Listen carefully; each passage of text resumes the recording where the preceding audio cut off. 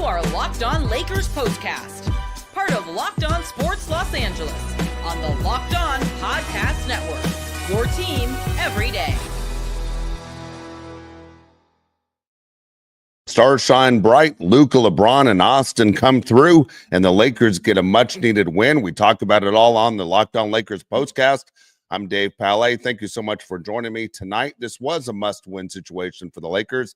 You can say what you want about must-wins, but for the Lakers, they weren't playing very good basketball of late.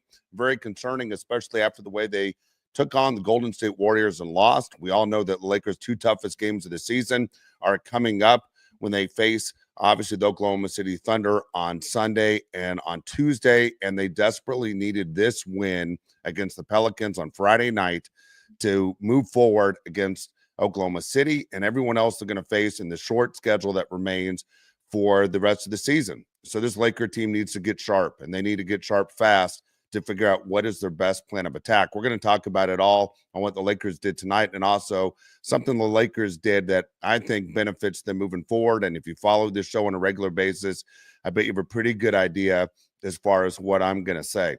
First of all, let's get to what everybody's talking about. This is what you'll be talking about. We're going to talk about is the big three. The big three came through, and that's what superstars are supposed to do.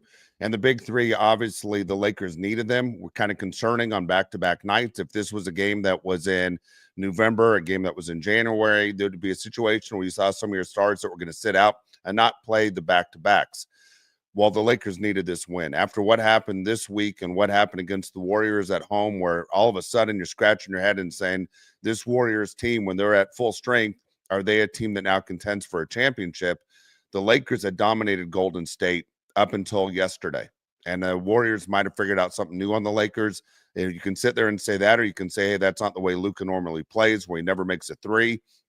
Well, the Lakers in 24 hours come back a different team. And you can't rely on, no offense to Dorian Finney-Smith, no offense to Jackson Hayes, no offense to Gabe Vincent, but there's a reason why guys like Luka and LeBron James make so much money. And the reason they're on the way to the Hall of Fame, it's because they do things other players can't do. Austin Reaves has turned into a star, and one day he's going to get a giant payday as well. Let's look at the big three and what they did tonight. Luka in 36 minutes, 35 points. He had 6 rebounds. He had 6 assists. He made 10 and 21 shots, 4 3-pointers, much different. Led the team and led everybody with 35. Austin Reaves, 36 minutes. He had 30 points. He had 7 assists. Again, outstanding game. 1 turnover, by the way, for Reaves, 2 for Luka, and 1 for LeBron James. Now, LeBron's stat line is kind of crazy. And if you didn't notice, I'll explain to you why it's crazy. LeBron played 33 minutes tonight. Again, I apologize for my voice. As you know, I've been sick for about 10 days, but doing the best I can to get through it. LeBron James in 33 minutes had 27 points. He had 8 assists. And he had 0 rebounds. 0. I can't remember LeBron ever getting 0. That is such a weird stat line that LeBron would get 0 rebounds. Now, if you recall, early in the game, LeBron was injured. He injured his thumb trying to block a shot. And it was kind of concerning because the Lakers had to call timeout and get him out of the game to check to make sure everything is okay. Thumb injuries in any sport, extremely serious. If you're a baseball fan like me, you know, thumb injuries are one of those where your power disappears. Well, if you're a shooter and you do everything that you have to do as a basketball player, whether it's dribbling, passing, shooting, the thumb obviously is extremely important. So it's not one of those fingers where you sit there and you can pull it out if it gets jammed. It was a situation for LeBron where it's the thumb, and it was concerning, but LeBron played great, and they played great when the Lakers needed him and made some exciting plays. He was 9 of 17 from the field, made 2 of 7 3-point shots, but for the Lakers big three, they scored a combined 92 points. And so that's what the Lakers needed in the 124-108 win tonight. So, again, I want to get to your comments tonight as well. If you're on Cloud 9 like I am, because the Lakers did what they're supposed to do, fantastic. That's what we want to do moving forward for this Laker team. Can the Lakers do what they need to do to be dangerous? And guess what? The Lakers should prove they can be a dangerous team. It's the reason why we have faith in this team. If you're a Laker fan, you haven't given up on this team. I haven't either, but I get frustrated. I get frustrated on some of the things the Lakers do. And for me, I want to see the Lakers win a championship. I've said that since day one, since I started doing this show at the beginning of the year, and some of you have been with me all along. have said the same thing. You want to see the Lakers go out and win a championship. So what can the Lakers do to do that? When they went and made the trade for Luka after getting Dorian Finney-Smith and Shake Milton, and if you want to say Shake Milton was an addition, Shake Milton plays well when he's in the game, but he's not a guy, obviously, that J.J. Redick relies on. But when they went out and got Luka, this was to win championships. And you can say, well, not championships this year. Look, when you got a 40-year-old star in LeBron James, it's this year. Okay, you can't sit there and plan for the future. The future is right now. The Lakers are on a time crunch to win championships, and the Lakers, and I love this part about being a Laker fan, every year is a plan to win the championship. That's the way it should be. That's what the organization has established as far as setting the bar high.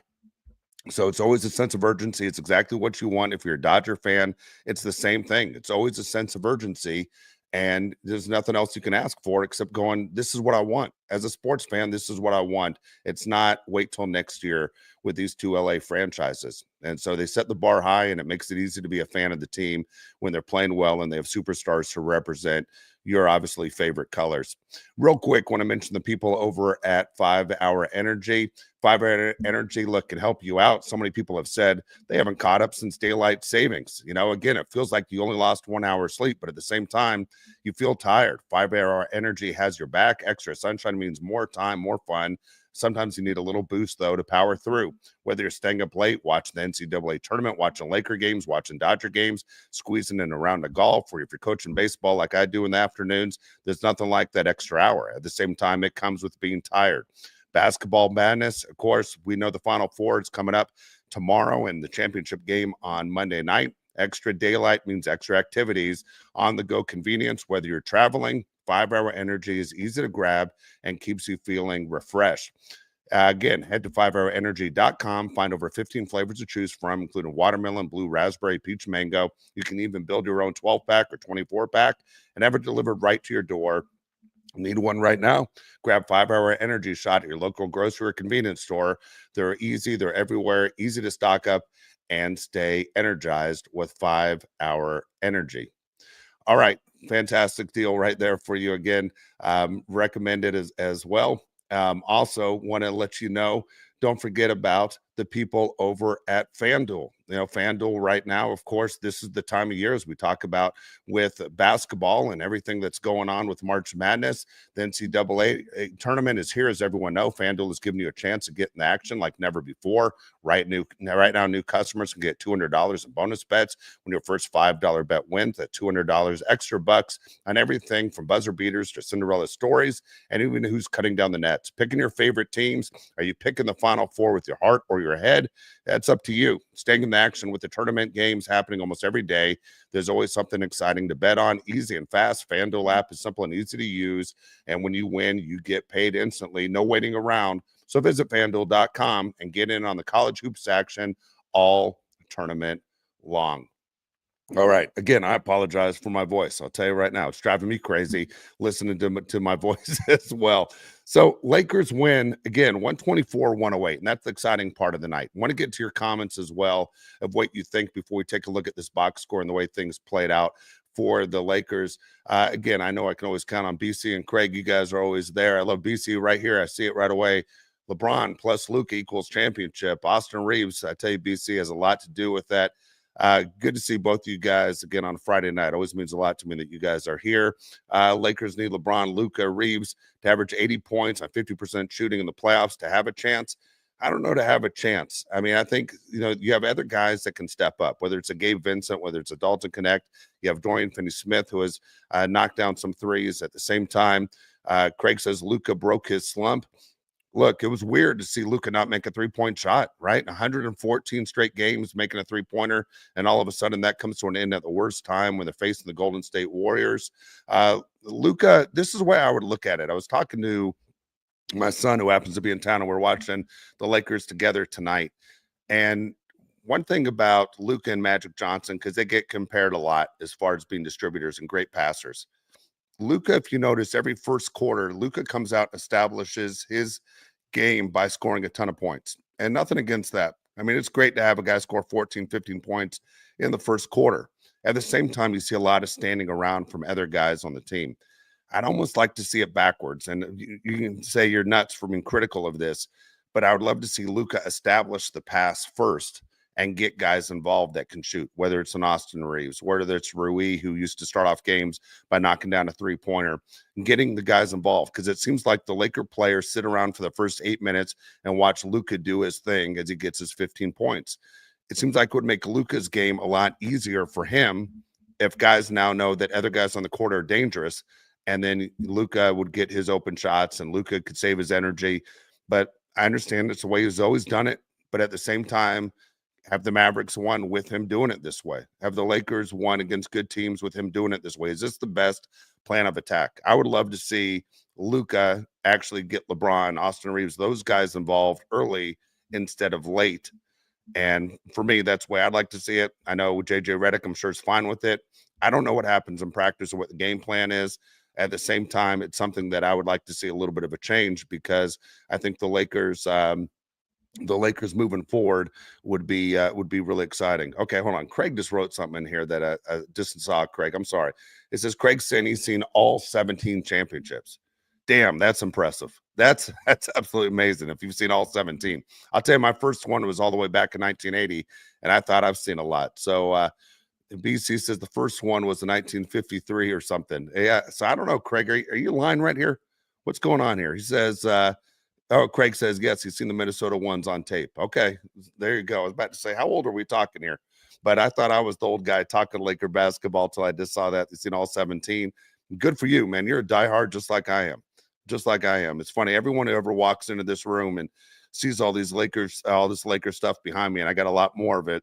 Those go, did you buy all this stuff because of this show? I said, no. Unfortunately, it might be a little bit embarrassing.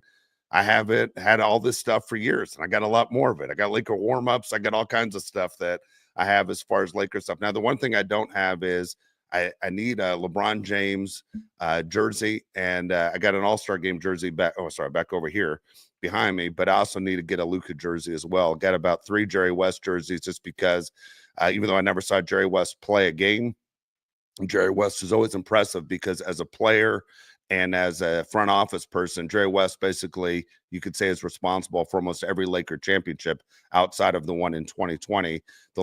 Jerry West responsible for every Los Angeles Laker championship, I should say. So, no, I love this Laker team, and I love the franchise and everything that goes with it. I just want to see the guys continue to do better and win all the time. And obviously, so do you as well. So Lakers again tonight, 124-108. And some of the big things that I saw tonight, if you saw me complaining, obviously, yesterday, and I was upset because I didn't care for the rotation that JJ Redick used. And I think there's one, big time player on this team that the Lakers, to me, don't focus on. And for me, I'll tell you right now, here is an important part of the game. Time to reveal where the game was won or lost. It's the turning point.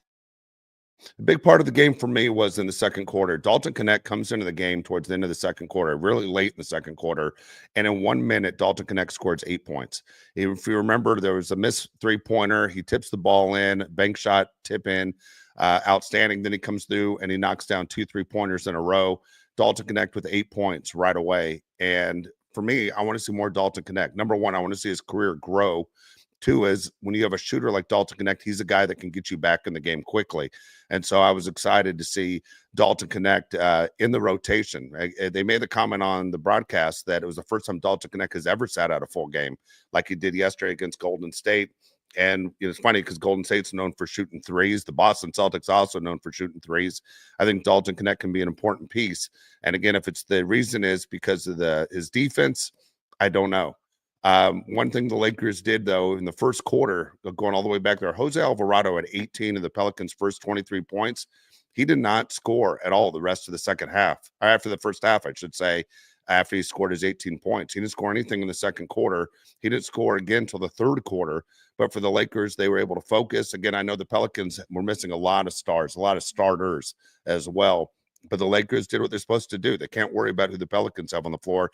They have to take care of basically their team and take care of business. Highlight of the game for me was 4 of 4 remaining in the game, where Austin Reaves, the dribble behind the back, the lob pass to LeBron James for the dunk. That was the highlight. That was great. That gave the Lakers a 114-99 lead. And then Luka, of course, hit the three-pointer to give the Lakers their biggest lead at the time, 117-100. That was a 3:25 remaining on the clock. So all that was exciting to see what the Lakers did, and extremely exciting overall. I'm looking at Craig's comments as well. Jerry West averaged 10 steals per game up until the All-Star break in 1972-73. Craig, always appreciate the notes. Anything Laker basketball of something that I can see, something I can learn, I'm always all for. I'm always all for Lakers history because it's so great. Individual players and team concept. It's pretty fantastic. So I appreciate that as well. Lakers, again, have a big, tough schedule coming up Sunday. Don't forget, it's a 12:30 tip-off in Oklahoma City. Then they have to hang around for 2 days in Oklahoma City. If you've ever been to Oklahoma City, for me, it's the worst city I've been to in the United States. Absolutely terrible. If you've driven cross-country, Oklahoma City is a rat hole. So the Lakers have to hang out through Tuesday because they have another game against Oklahoma City on Tuesday as well. And they got to take care of business. There's nothing to do but focus on what the Lakers are doing. So let's go to the Locked On Player of the Game. This is the Locked On Player of the Game. On player of the game for me, guys, it's going to be Luka tonight. Luka, again, after a tough night, being embarrassed. The best thing about playing back-to-back games, you get that bad taste out of your mouth. It's Luka in 36 minutes tonight. He had 35 points. Again, 10 of 21 shooting, 4 of 10 from three-point range, made all 11 free throws. He had 6 rebounds, 6 assists, and only 10 turnovers. Could have given it to a few guys. Austin Reaves, man, comes up when you need him in 36 minutes. He had 30. LeBron James had 27 in 33 minutes. But the Lakers, absolutely fantastic tonight. Again, you had LeBron James in double digits. You had Luka in double digits. You had Austin Reaves in double digits. And off the bench, you had Dalton Knecht in double digits with 12. Lakers, again, they win 124-108, and they desperately needed it. And you can catch every one of these postcasts anywhere you get your podcasts. Again, if you want to get your Laker coverage every single day, Brian and Andy, they have your shows for you, of course, on Locked On Los Angeles, the Locked On Network. And we're talking Laker basketball with you all the way through the end. Hopefully we're talking after a championship when the guys are pouring champagne about the Lakers winning another NBA title. But I always love talking to you guys. I appreciate the comments. Appreciate you joining me tonight. I hope you'll join me on Sunday as well. But again, Lakers win tonight. Final score 124-108. We will see you on Sunday after hopefully a big Laker win against the Thunder. Have a good night, everybody.